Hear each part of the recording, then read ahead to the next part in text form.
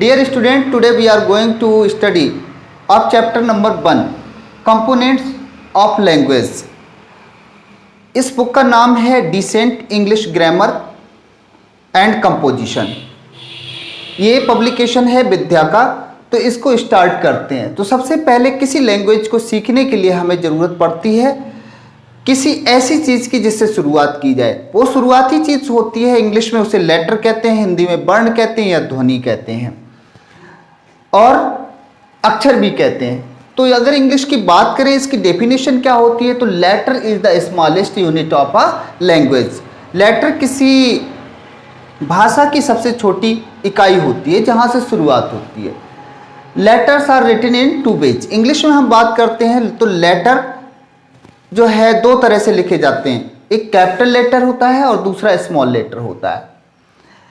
अब ये जो है हमने लेटर की बात की। लेटर क्या होते हैं, 2 तरह से लिखे जाते हैं, कैपिटल लिखे जाते हैं, स्मॉल लिखे जाते हैं। तो लेटर होते क्या है, जैसे कि अगर इंग्लिश की ही बात कर रहे हैं तो ए से लेकर जेड तक ये सारे लेटर हैं। ए अलग लेटर है, बी अलग लेटर है, सी अलग लेटर, ये सारे लेटर्स हैं। इनको कैपिटल लेटर से कैसे, इस तरह से अगर हम लिखते हैं ए बी, ये कैपिटल होते हैं। अब हम इन्हीं की बात करें, इसको हम स्मॉल करके इस तरह से लिखते हैं, ये स्मॉल होते हैं। बी इस तरह से भी बनाई जाती है, बी इस तरह से भी बनाई जाती है। तो इसके बाद इनका एक समूह होता है जिसको अल्फाबेट कहा जाता है। ये सारे लेटर्स एक जगह रख दिए जाते हैं और इनका एक सेट निर्धारित होता है। इसकी डेफिनेशन होती है, alphabet is a set of letters which are used in a fixed order. जो अक्षरों का जो समूह होता है वो एक जगह लिख कर रख दिया जाता है, तो वो हमारा अल्फ़ाबेट या हिंदी में उसे वर्णमाला कहते हैं। इसमें हम इधर उधर नहीं कर सकते। ए के बाद बी आना है, बी के बाद सी आना है, सी के बाद डी आना है। इसी तरह से हिंदी में होता है आ, फिर बड़ा आ होता है, या ई ए ओ ऋ, इस तरह से जो है अंग आहार ऋ, ये सारे जो है क्रम में आते हैं। और इनको हम ऐसा नहीं कर सकते डी पी ए सी, इस तरह से नहीं करना है, तो वो जो है अल्फ़ाबेट नहीं रहता है। बात करते हैं, there are 5 vowels and 21 consonants. इन्हीं अक्षरों में, इसी अल्फ़ाबेट में 5 वॉबल्स होते हैं जिन्हें हिंदी में स्वर कहते हैं, और कंसोनेंट को हिंदी में व्यंजन कहते हैं। तो 21 कंसोनेंट होते हैं, व्यंजन होते हैं, और 5 वॉबल्स होते हैं। टोटल लेटर्स अगर हम बात करते हैं इंग्लिश में तो हमारे पास होते हैं 26 लेटर्स, 26 अक्षर। Words, A meaningful group of letters is called word। अब इन अक्षरों से आगे कुछ बनाया जाता है, वो होता है शब्द या वर्ड। कैसे बनता है वो, अक्षरों को जोड़ के, जैसे कि यहाँ पर दिया है A P P L E, A double P L E, Apple होता है सेब। लेकिन क्या हम इसको इस तरह से कर लें double P E L A, तो ये एक क्रम में नहीं है, इसका कोई मीनिंग नहीं निकलेगा। बी ए एन, बैन एक गाड़ी होती है, लेकिन अगर हम कह लें ए एन बी तो इनका क्रम चेंज हो जाता है और ये मीनिंगलेस हो जाते हैं, बिना मीनिंग के हो जाते हैं। तो ये शब्द नहीं है। शब्द वही होगा, वर्ड वही होगा जिसका कोई अर्थ निकलेगा। अगले उस पर आते हैं सेंटेंस। सेंटेंस क्या है, मीनिंगफुल ग्रुप ऑफ, यहाँ पर मिट गया है, राइट कर लेते हैं। A meaningful group of words is called sentence। meaningful group of words यानी कि शब्दों का ऐसा समूह जिनका कोई अर्थ निकले, वो सेंटेंस या वाक्य कहलाता है। जैसे कि एग्जाम्पल के लिए दिया है, दिस इज अ बॉय, ये एक लड़का है, इसका एक अर्थ निकल रहा है। लेकिन अगर यहाँ पर हम कहते हैं आ बॉय दिस इज, या आ इज दिस बॉय, तो कुछ भी लिख लेते हैं और तरह से, तो उसका कोई अर्थ निकलता नहीं और वो हमारा सेंटेंस होता नहीं। समझने की बात यही है कि जिन शब्दों के समूह से अर्थ निकल रहा है, सेंटेंस या वाक्य वही होगा। फ्रेज क्या होता है, a group of words which gives incomplete meaning and without verb is phrase. अब शब्दों का ऐसा समूह जिसका मीनिंग तो निकले लेकिन कंप्लीट नहीं निकले, तो वो फ्रेज होता है। उसमें वर्ब भी नहीं होती है साथ में। ध्यान रखना है, सेंटेंस और फ्रेज में अंतर ये है कि सेंटेंस में पूरा अर्थ निकलता है, जबकि इसमें थोड़ा सा अर्थ निकलता है, पूरा अर्थ निकलता नहीं। सेंटेंस में वर्ब भी होती है और इसमें वर्ब होती नहीं है। जैसे कि यहां दिया है बीपिंग साउंड, रोने की आवाज, ये फ्रेज है। रोने की आवाज अर्थ निकल रहा है लेकिन वर्ब नहीं है और पूरी बात यहां पर नहीं आ रही है। Clause, a group of words with a subject and a verb is called clause. It is a part of sentence. Clause क्या होता है, सबसे पहली बात तो इसको समझेंगे। क्लॉज सेंटेंस का ही एक भाग होता है। इसमें वर्ब भी होती है, सब्जेक्ट भी होता है, सब पूरा एक सेंटेंस ही होता है, लेकिन सेंटेंस का टुकड़े होते हैं। जैसे हम कह सकते हैं एग्जाम्पल के लिए, when it is rained they went inside. जब बरसात हुई तो वो अंदर चले गए।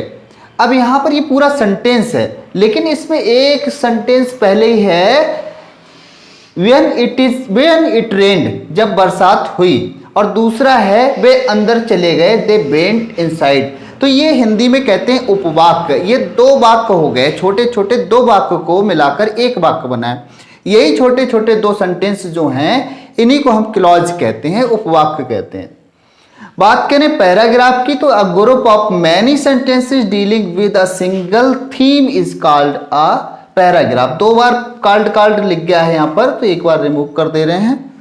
तो पैराग्राफ जो होता है, एक पैराग्राफ में बहुत सारे सेंटेंस होते हैं और वो सेंटेंस सब एक ही चीज के बारे में, एक सब्जेक्ट को लेकर चल रहे होते हैं। तो ऐसे सेंटेंसेस का ऐसा समूह जो किसी एक बात को लेकर बता रहे हो, वो पैराग्राफ होता है।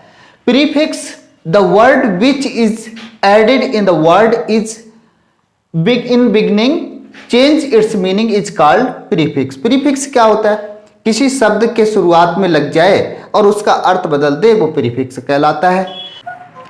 तो जैसे कि पॉसिबल वर्ड दिया है, अब हम बात करें, इसमें हम पॉसिबल में इम जोड़ दे रहे हैं, तो ये हो जाएगा इम्पॉसिबल। अब इसका मीनिंग बिल्कुल चेंज हो गया, जस्ट अपोजिट हो गया इस इम को लगाने से। तो ये इम जो है, आई एम, यही वो चीज है जिसकी हम बात कर रहे हैं, यही वह चीज है जो प्रीफिक्स कहलाता है। ऑनेस्टी, अब जैसे मान लीजिए हम इसमें डिस जोड़ दें, HONESTY, डिस ऑनेस्टी, तो डिस लगने से इसका अर्थ बिल्कुल चेंज हो जाता है और हो जाता है बेईमानी। पहले इसका था ईमानदारी, अब हो गया बेईमानी। किस चीज से लगने से, डिस लगने से। ये शब्द के शुरुआत में लगता है, तो ये प्रीफिक्स कहलाता है। सफिक्स की बात करते हैं अगर, the word or letters which are added at the end of the word are called suffix. जो शब्द के बाद में कुछ अक्षर या लेटर्स या वर्ड्स जुड़ जाते हैं छोटे छोटे और मीनिंग चेंज हो जाता है, तो ऐसे जो जुड़ने वाले अलग से जो वर्ड्स होते हैं उन्हीं को हम सफिक्स कहते हैं।